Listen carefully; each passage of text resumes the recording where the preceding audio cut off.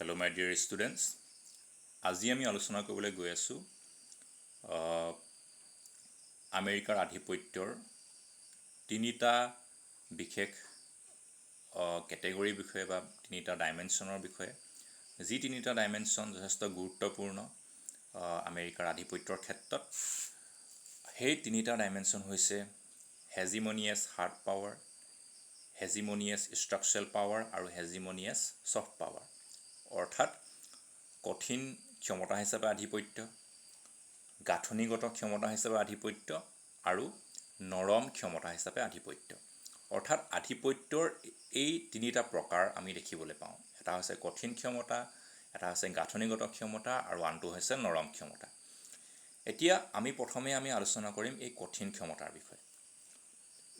কেনেধৰণে আমেৰিকাই কঠিন ক্ষমতা প্ৰয়োগৰ দ্বাৰা বিশ্বত আধিপত্য বিস্তাৰ কৰিছে, ইয়াৰ কাৰণে তেওঁলোকে কি পদ্ধতি অৱলম্বন কৰিছে, সেই বিষয়তে আমি আজি আলোচনা কৰিম। কিন্তু এই আলোচনা আৰম্ভ কৰাৰ আগতে আমি জানি ল'ব লাগিব যে কঠিন ক্ষমতা মানে কি। বিশেষকৈ আধিপত্যৰ ক্ষেত্ৰত কঠিন ক্ষমতা মানে কি বুজায়।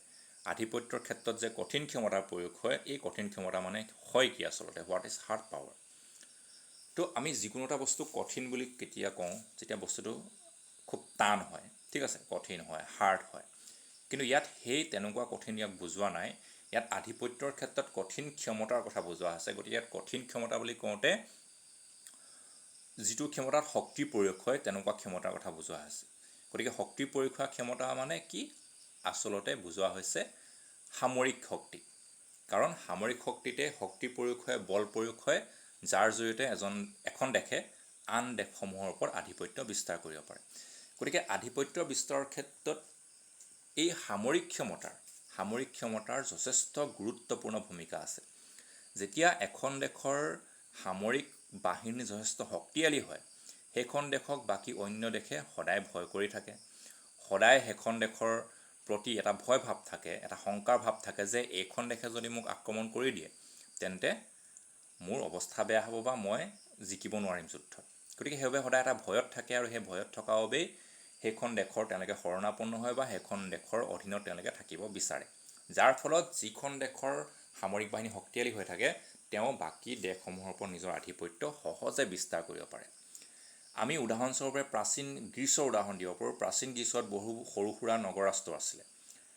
এথেন্স হওক, স্পাৰ্টা হওক, তেনেকুৱাকৈ বহুত সৰু সুৰা নগৰৰাষ্ট্ৰ আছিলে। এই গোটেই নগৰৰাষ্ট্ৰবিলাকৰ ভিতৰত এথেন্স নামৰ যিখন নগৰৰাষ্ট্ৰ, সেই নগৰৰাষ্ট্ৰৰ আধিপত্য বহুগুণে বেছি আছিল। কি কাৰণে? কাৰণ এথেন্সৰ যি সামৰিক বাহিনী যথেষ্ট শক্তিশালী আছিল বাকী অন্যান্য নগৰৰাষ্ট্ৰবিলাকৰ তুলনাত। গতিকে সেইবাবে এথেন্সে নিজৰ আধিপত্য বিস্তাৰ কৰিব পাৰিছিল। গতিকে আমি ইয়াৰ পৰা উপলব্ধি কৰিব পাৰোঁ যে সামৰিক বাহিনীৰ গুৰুত্ব যথেষ্ট বেছি আধিপত্য বিস্তাৰৰ ক্ষেত্ৰত। কিয়নো সামৰিক বাহিনী শক্তিশালী হ'লেই আপুনি সেই দেশখন শক্তিশালী হৈ পৰে, আৰু সেইখন দেশক বাকী সকলো দেশে ভয় কৰে, বা সেইখন দেশে সামৰিক বাহিনীৰ প্ৰয়োগৰ যোগেদি বাকীবিলাক দেশৰ ওপৰত বল প্ৰয়োগ কৰি, শক্তি প্ৰয়োগ কৰি, ভাবুকি দি, ভয় দেখুৱাই হ'লেও নিজৰ আধিপত্য বিস্তাৰ কৰিব পাৰে। গতিকে তেতিয়াহ'লে আমি কঠিন ক্ষমতা মানে কি বুজিলোঁ। কঠিন ক্ষমতা মানে এই সামৰিক বাহিনীৰ শক্তিকে বুজোৱা হৈছে। গতিকে এতিয়া আমি চাম যে আমেৰিকাই নিজৰ এই সামৰিক বাহিনীৰ শক্তিক প্ৰয়োগ কৰি কেনেদৰে আধিপত্য বিস্তাৰ কৰিছে, বা আমেৰিকাৰ সামৰিক বাহিনী কেনেদৰে ইমান শক্তিশালী হৈ উঠিছে, যাৰ জৰিয়তে আমেৰিকাই আধিপত্য বিস্তাৰত সহায় কৰিব পাৰিছে। গতিকে এতিয়া আমি আমেৰিকাৰ সামৰিক বাহিনীৰ ওপৰত আলোচনা কৰিম। গতিকে আমেৰিকাৰ সামৰিক বাহিনীৰ কথা যেতিয়া কোৱা যায়, আমেৰিকাৰ সামৰিক শক্তিৰ কথা যেতিয়া কোৱা যায়, তেতিয়া আমি জানিব লাগিব যে আমেৰিকাৰ সামৰিক শক্তিক বিশ্বৰ ভিতৰতে আটাইতকৈ শক্তিশালী বুলি কোৱা হয়, strongest military power of the world. এতিয়া কি কাৰণে বিশ্বৰ ভিতৰত আটাইতকৈ শক্তিশালী বুলি কোৱা হয়? কিয়নো আমেৰিকাৰ সামৰিক শক্তি বা সামৰিক বাহিনী ইমানেই শক্তিশালী যে তেওঁলোকৰ সামৰিক শক্তিক যিকোনো দেশৰ যিকোনো অংশতে তেওঁলোকে যেতিয়াই বিচাৰে তেওঁলোকে অৱতৰণ কৰাব পাৰে, তেওঁলোকে পঠিয়াব পাৰে। তেনেকুৱা ক্ষমতা হয়তো বিশ্বৰ আন কোনো দেশৰ সামৰিক শক্তিৰ চাগে নাই। তেওঁলোকে অন্য এখন দেশত অপাৰেশ্যন কৰিবলগীয়া হ'লে, অন্য এখন দেশত সামৰিক বাহিনী পঠিয়াবলৈ হ'লে বহুত ভাবিব লাগিব, বহুত চিন্তা কৰিব লাগিব, বহুত প্লেনিং কৰিব লাগিব। কিন্তু আমেৰিকাৰ সামৰিক বাহিনী ইমানেই শক্তিশালী, ইমানেই এক্টিভ আৰু ইমানেই তেওঁলোক সক্ষম যে তেওঁলোকে বিশ্বৰ যিকোনো প্ৰান্তত, যিকোনো ঠাইত, যিকোনো সময়ত তেওঁলোকে অৱতৰণ কৰিব পাৰে। খুব বেছি তাৰ কাৰণে এঘণ্টা বা কেইমিনিটমান সময় লাগিব, ঠিক আছে। আৰু সেইবাবে কি হৈছে, আমেৰিকাৰ সামৰিক বাহিনীৰ গোটেই বিশ্ব পৰ্যায়ত তেওঁলোকৰ মানে অৱস্থিতি আছে।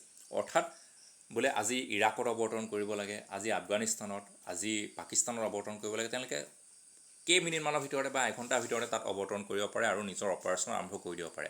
আমি সময়ে সময়ে দেখি আহিছোঁ, যেনেকৈ গাল্ফ ৱাৰত কুৱেইটত গৈ আমেৰিকাই এটেক কৰিছিল, আফগানিস্তান ৱাৰত আফগানিস্তানত গৈ এটেক কৰিছিল, ইউগোস্লাভিয়াত গৈ এটেক কৰিছিল, ঠিক আছে। আৰু ঠিক সেইদৰে আৰু বিভিন্ন দেশৰ বিভিন্ন প্ৰান্তত আমেৰিকাই এটেক কৰাৰ উদাহৰণ আছে, ইৰাকত গৈ এটেক কৰিছিল, ঠিক আছে। গতিকে আমেৰিকাৰ সামৰিক বাহিনী ইমানেই শক্তিশালী যে যিকোনো দেশৰ যিকোনো অংশত, যিকোনো ঠাইত, যিকোনো সময়ত গৈ আক্ৰমণ বা অপাৰেশ্যন আৰম্ভ কৰি দিব পাৰে। গতিকে এটা সৰ্বব্যাপী, বিশ্বব্যাপী আৰু অৱস্থিতি আছে, সেইবাবে ইয়াক শক্তিশালী বুলি কোৱা হয় সকলোতকৈ।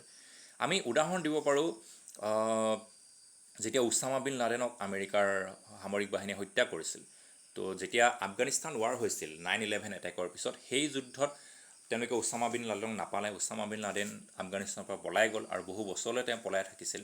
কিন্তু আমেৰিকাই তেওঁক সহজে এৰি দিয়া নাছিল আৰু তেওঁলোকৰ সন্ধানত সদায় আমেৰিকা বিজি আছিল। আৰু অৱশেষত তেওঁক পাকিস্তানত যেতিয়া আত্মগোপন কৰি আছিল লাডেনে, আমেৰিকাই তেতিয়া খুব গোপনীয়ভাৱে এটা অপাৰেশ্যন আৰম্ভ কৰিলে আৰু পাকিস্তানত হেলিকপ্টাৰত গৈ আমেৰিকাৰ সৈন্যবাহিনীয়ে উছামা বিন লাডেনক গৈ হত্যা কৰিলে। কিন্তু পাকিস্তানৰ ইণ্টেলিজেঞ্চ হওক, পাকিস্তানৰ সৈন্যবাহিনী হওক, পাকিস্তানৰ ৰাডাৰ, য'ত মানে যেতিয়া আমাৰ নিজৰ এৰিয়াত, দেশৰ এৰিয়াত কোনোবা অন্য দেশৰ অন্য ঠাইৰ মানে হেলিকপ্টাৰ হওক বা বিমান হওক আহি পৰে, ৰেডাৰ ধৰা পৰে, কিন্তু পাকিস্তানী ৰেডাৰে সেই US হেলিকপ্টাৰখনৰ মুভমেণ্টটো ধৰাই পেলাব নোৱাৰিলে আৰু তেওঁলোকে সেই বিল্ডিংটোত গৈ, যিটো বিল্ডিঙত লাডেন আছিল, অৱতৰণ কৰিলে আৰু আৰামত, অতি সহজে তেওঁলোকে লাডেনক হত্যা কৰিবলৈ সক্ষম হ'ল। গতিকে ইয়াৰ পৰা প্ৰমাণিত হয় যে আমেৰিকাৰ সামৰিক শক্তিৰ তেওঁলোকৰ দক্ষতা কিমান তেওঁলোক দক্ষ, কিমান তেওঁলোক ক্ষমতা সম্পন্ন হয়। এতিয়া কথাটো হ'ল, আমেৰিকাৰ সামৰিক বাহিনী ইমান ক্ষমতা সম্পন্ন হোৱাৰ ক্ষেত্ৰত আৰু এটা ইয়াত কাৰক আহি যায়, সেয়া হৈছে সামৰিক শক্তিৰ ক্ষেত্ৰত হোৱা খৰচ। অৰ্থাৎ এই প্ৰতিৰক্ষা শিতানত আমেৰিকাই কিমান খৰচ কৰে।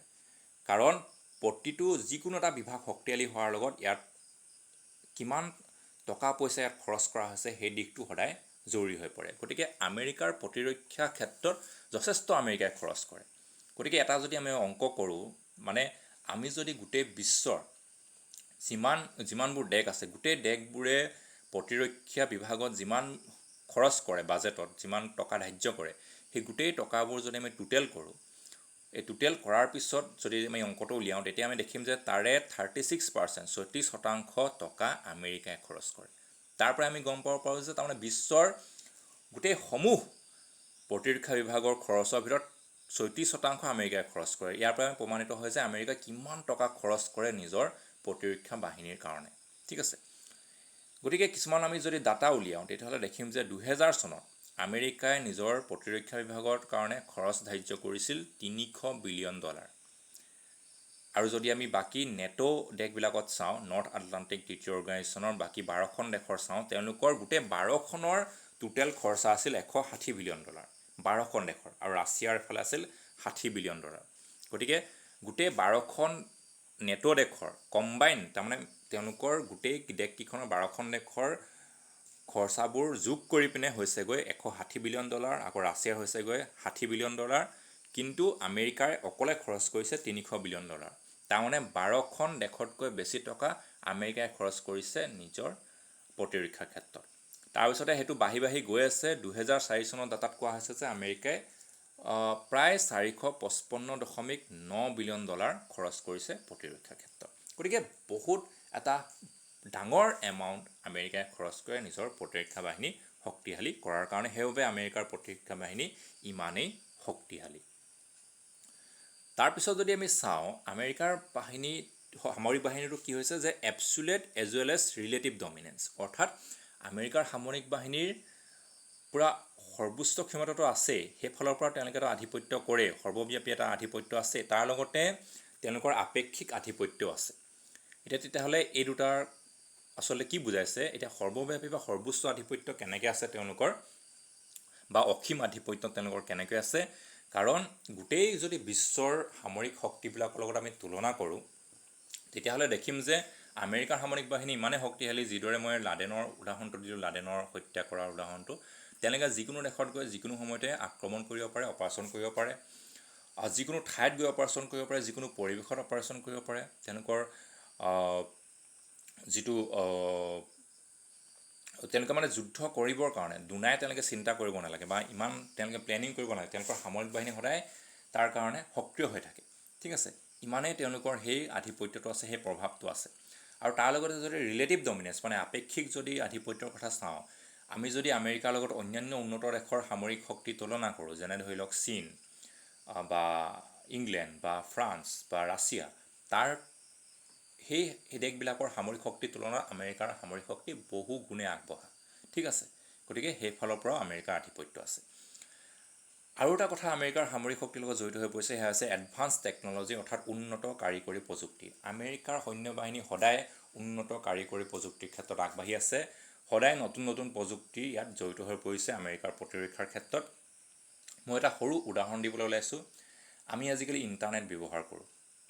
ইণ্টাৰনেট আজিকালি সহজলভ্য, আমি প্ৰত্যেকে ব্যৱহাৰ কৰোঁ। কিন্তু আমি ইণ্টাৰনেট কি কাৰণে ব্যৱহাৰ কৰোঁ? আমি ইণ্টাৰনেট ব্যৱহাৰ কৰোঁ আমাৰ নিজৰ দৈনন্দিন কাম কাজৰ কাৰণে, পঢ়া শুনাৰ কাৰণে বা নিজৰ মনোৰঞ্জনৰ কাৰণে। কিন্তু ইণ্টাৰনেট যেতিয়া আমেৰিকাত প্ৰথমবাৰৰ কাৰণে আৱিষ্কাৰ হৈছিল, সেই ইণ্টাৰনেটটো ব্যৱহাৰ কৰা হৈছিল প্ৰতিৰক্ষা বিভাগৰ কাৰণে, প্ৰতিৰক্ষা বিভাগত যাতে ক্ষিপ্ৰতাৰে যোগাযোগ কৰিব পাৰি তাৰ কাৰণে।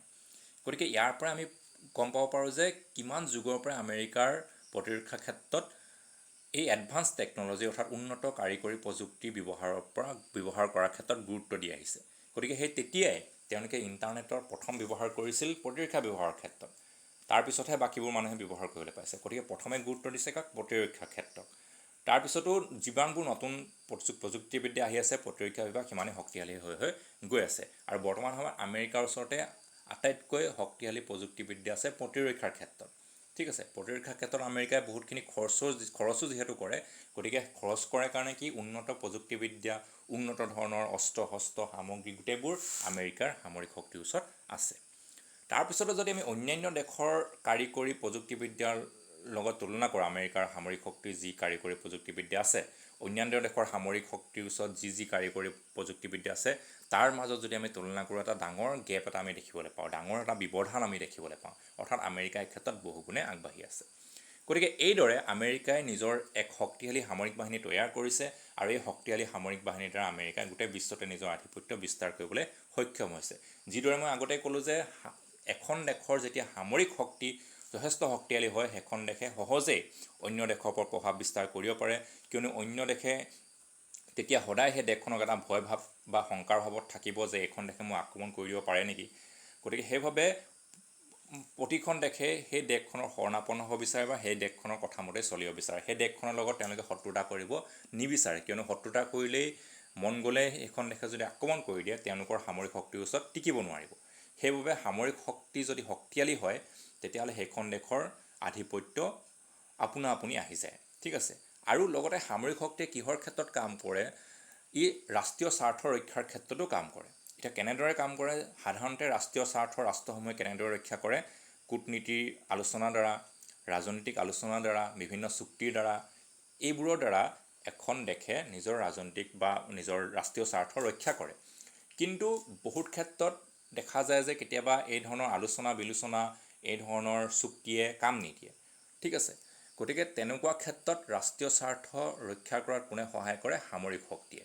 অৰ্থাৎ কিবা এটা বস্তু যদি মই আলোচনা বিলোচনাৰ জৰিয়তে, চুক্তিৰ জৰিয়তে মই যদি আহৰণ কৰিব পৰা নাই, তেতিয়াহ'লে মই কেনেদৰে আহৰণ কৰিম? মই বল প্ৰয়োগ কৰি আহৰণ কৰিব বিচাৰিম। ঠিক আছে, গতিকে আমেৰিকাৰ ক্ষেত্ৰত কি হৈছে? যদি আমেৰিকাই কিবা এটা বস্তু আলোচনা কৰি বা কূটনীতিৰ জৰিয়তে যদি তেওঁলোকে সেই আহৰণ কৰিব পৰা নাই, তেওঁলোকে সেই বস্তুটো শক্তি প্ৰয়োগ কৰি হ'লেও আহৰণ কৰিব পাৰিছে, যাৰ ফলত আমেৰিকাৰ আধিপত্য বাঢ়ি গৈ আছে। গতিকে এয়াই হৈছে আমেৰিকাৰ আধিপত্য কঠিন ক্ষমতা প্ৰয়োগ কৰি পিনে, অৰ্থাৎ কঠিন ক্ষমতা হিচাপে আধিপত্য। পিছৰ ক্লাছত আমি গাঁথনিগত ক্ষমতা আৰু নৰম ক্ষমতাৰ ওপৰত আলোচনা কৰিম। গতিকে আজিলৈ ইমানেই, ধন্যবাদ।